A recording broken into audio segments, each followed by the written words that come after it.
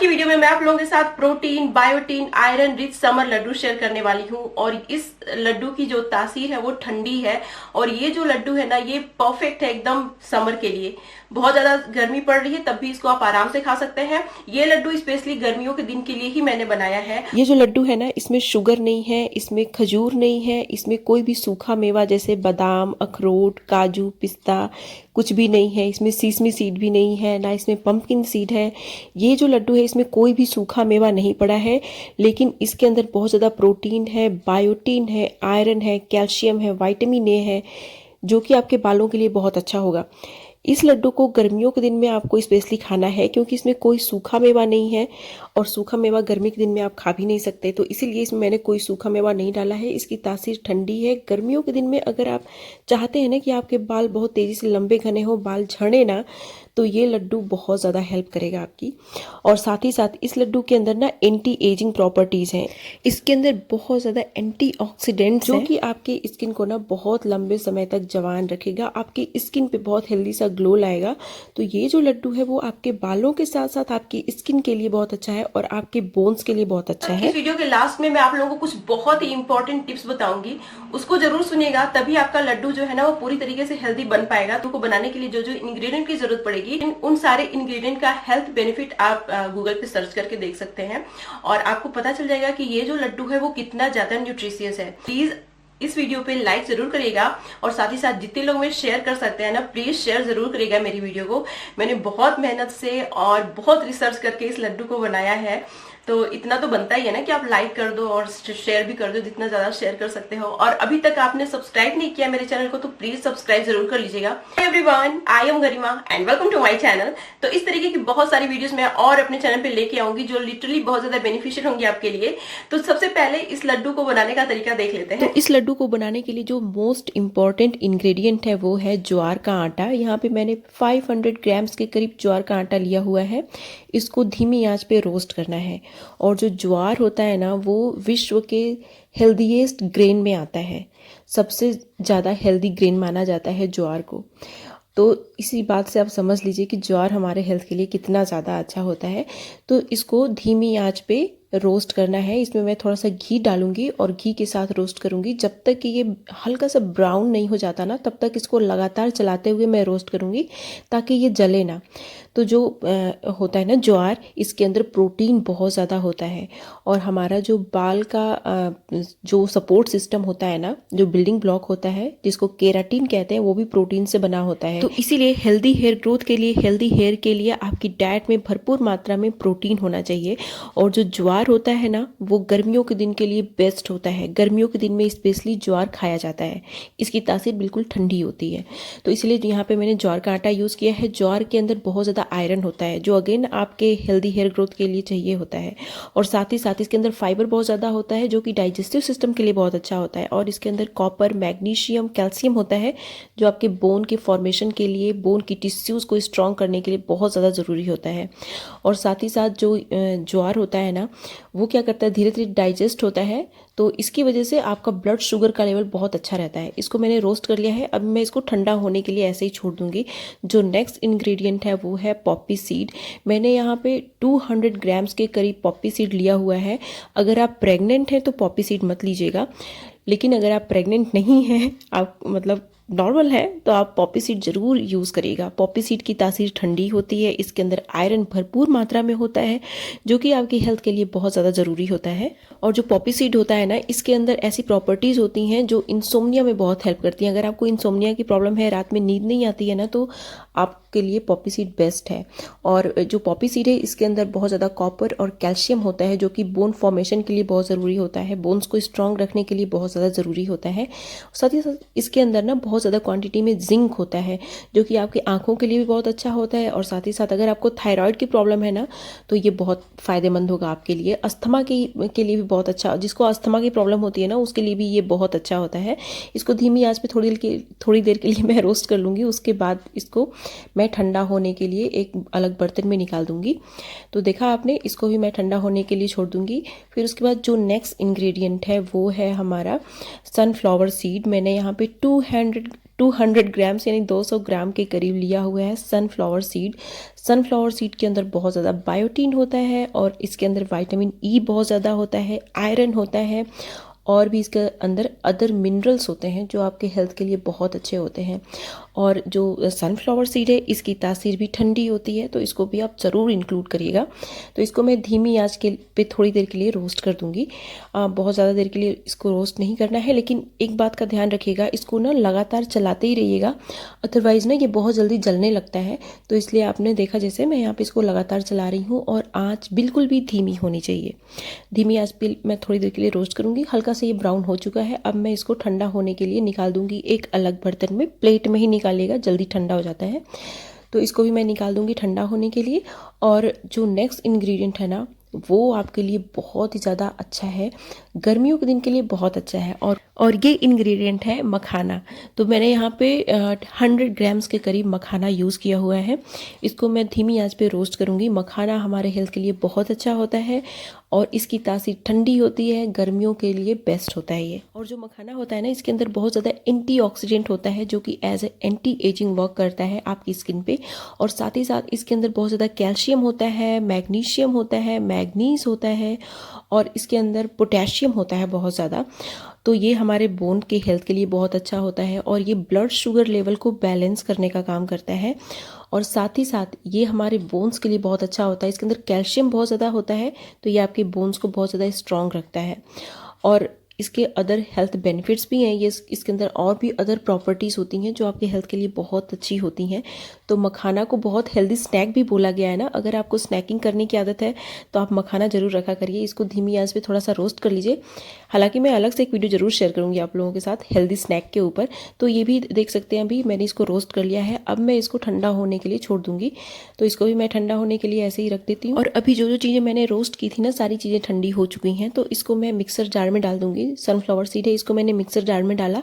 उसके बाद ये जो पॉपी सीड है ये भी ठंडी हो चुकी है, इसको भी मैं मिक्सर जार में डाल दूँगी अच्छे से। और फिर उसके बाद ढक्कन बंद कर लेना है और फाइन सा पाउडर मैं बनाऊँगी। यहाँ पे मैं ना जितना फाइन पाउडर बना सकती हूँ उतना फाइन पाउडर बनाऊँगी।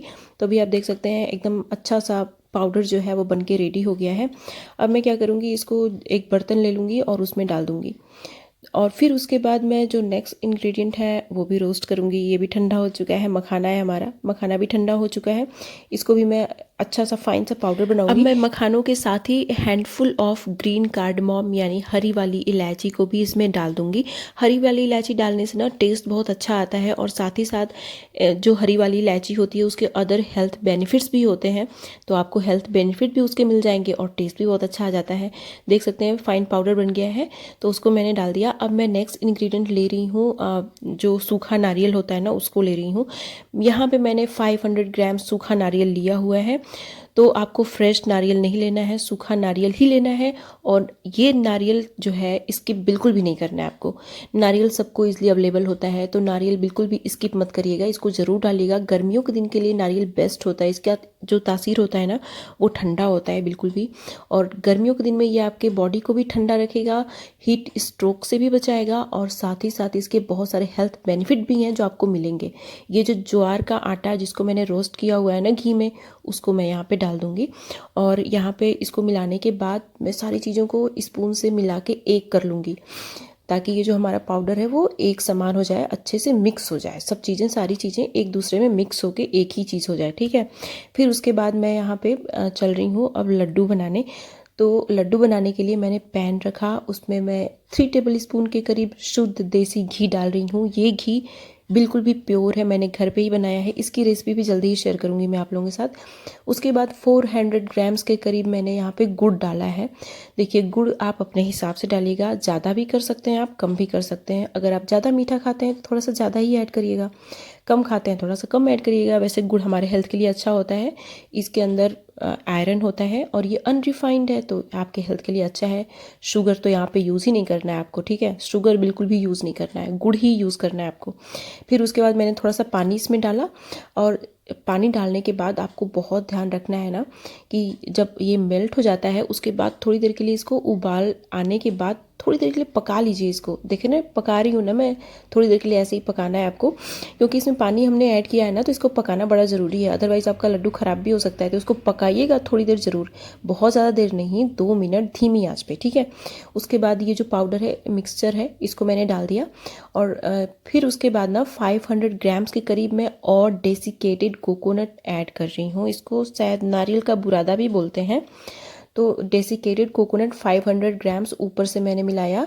अभी आप देख सकते हैं गैस मैंने बंद कर दिया है, और ये जो मिक्सचर है वो थोड़ा सा ठंडा हो जाए ना, उसके बाद मैं लड्डू बनाऊंगी। अभी आप देख सकते हैं ये जो है वो थोड़ा सा ठंडा हो चुका है। अब मैं अच्छे से लड्डू बना लूँगी।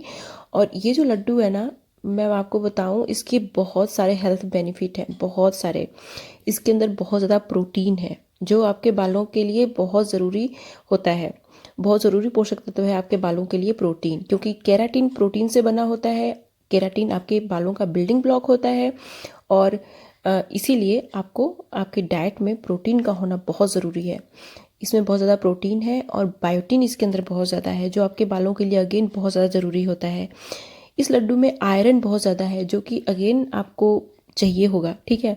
और साथ ही साथ इसके अंदर कैल्शियम है और जिंक है इसके अंदर बहुत ज़्यादा, जो कि ये सारे के सारे पोषक तत्व ना आपके हेयर ग्रोथ के लिए ज़रूरी हुए हैं।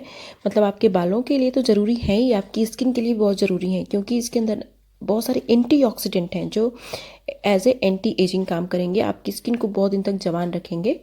एक बात नोटिस की है कि गर्मियों के दिन में ना खाने पीने की चीजें उतनी नहीं रहती हैं। ठंडी के दिन में तो बहुत सारी चीजें होती हैं, नहीं, सब्जी भी बहुत तरह तरह की होती है। गर्मी के दिन में इतनी ज्यादा गर्मी पड़ती है ना, किसी बहुत सारे पार्ट्स में इतनी ज्यादा गर्मी पड़ती है कि कुछ उगता ही नहीं है उतना हरा हरा। चाहे सब्जी की बात कर लीजिए, चाहे आप और भी किसी चीज की बात कर लीजिए, खाने पीने का उतना अच्छे से हो नहीं पाता है ना। तो इसीलिए मैंने ये लड्डू की रेसिपी आप लोगों के लिए स्पेशली बनाई हुई है, ताकि आपको पूरा का पूरा पोषक तत्व मिल पाए। क्योंकि ये जो लड्डू है इसमें वो सारे एसेंशियल न्यूट्रिएंट हैं जो आपके बालों को, आपकी स्किन को, आपके बोन्स को, आपके ओवरऑल हेल्थ को चाहिए होते हैं। मतलब आपके ओवरऑल हेल्थ को अच्छा होने के लिए चाहिए होता है, वो सारे एसेंशियल न्यूट्रिएंट हैं इस लड्डू में। अच्छा, मैं आपको एक बात बताऊं, ये जो लड्डू है ना उसको बनाना कैसे है ये तो आपने देख लिया, लेकिन किस तरीके के बर्तन में इसको बनाना है ये बहुत इंपॉर्टेंट है। तो सबसे पहली बात, आपको एल्यूमिनियम के बर्तन में इसको बिल्कुल भी नहीं बनाना है, ठीक है। एल्यूमिनियम का बर्तन आपके घर में है ना, तो उसको अपने खाने पीने के लिए यूज मत किया करिए। एल्यूमिनियम बहुत खतरनाक होता है हमारे हेल्थ के लिए। तो मैं आपको बोलूंगी कि आप स्टेनलेस स्टील का बर्तन यूज कर लीजिए, या फिर कास्ट आयरन का बर्तन हो वो यूज कर लीजिए, या फिर मिट्टी का बर्तन बेस्ट होता है। तो अगर आपके घर पे मिट्टी का बर्तन यूज होता है तो फिर कोई बात ही नहीं है, तब तो बेस्ट है आपके लिए। लेकिन मैं आपको बोलूंगी कि आप एल्यूमिनियम का बर्तन बिल्कुल भी यूज मत करिए, ठीक है। अगर आप एल्यूमिनियम का बर्तन यूज करके इस लड्डू को बनाते हैं तो आपको कोई हेल्थ बेनिफिट मिलने वाला है नहीं। और इसको स्टोर करने के लिए आपको हमेशा एयर टाइट कंटेनर का यूज करना है। और आप स्टील के बर्तन में इसको स्टोर करके रख सकते हैं, या फिर इसको कांच के बर्तन में स्टोर करके रख सकते हैं, कोई प्रॉब्लम नहीं है, बस एयर टाइट होना चाहिए। और इसको रूम टेम्परेचर पे, गर्मी के दिन के लिए ये मैंने लड्डू बनाया है, तो 15 दिन से ज्यादा मत रखिएगा। 15 दिन से ज्यादा अगर आपको रखना ही है तो इसको फ्रिज में स्टोर करके रखिएगा, क्योंकि गर्मी के दिन में चीजें जल्दी खराब हो जाती हैं, है ना। तो इसलिए बहुत जरूरी है कि इसको आप फ्रिज के अंदर रख दीजिए। जैसा कि स्टार्टिंग में जब मैं लड्डू को बना रही थी तो मैंने घी डाला था, उसके बाद गुड़, फिर उसके बाद थोड़ा सा पानी इसमें मैंने ऐड किया था। तो जब आप इसमें पानी ऐड करते हो ना तो अच्छे से बॉयल आ जाने दीजिए, ताकि सारी चीजें मिक्स होके एक हो जाए। ऐसा नहीं होना चाहिए कि बॉयल नहीं आया तभी तक आपने सारा जो पाउडर है वो डाल दिया।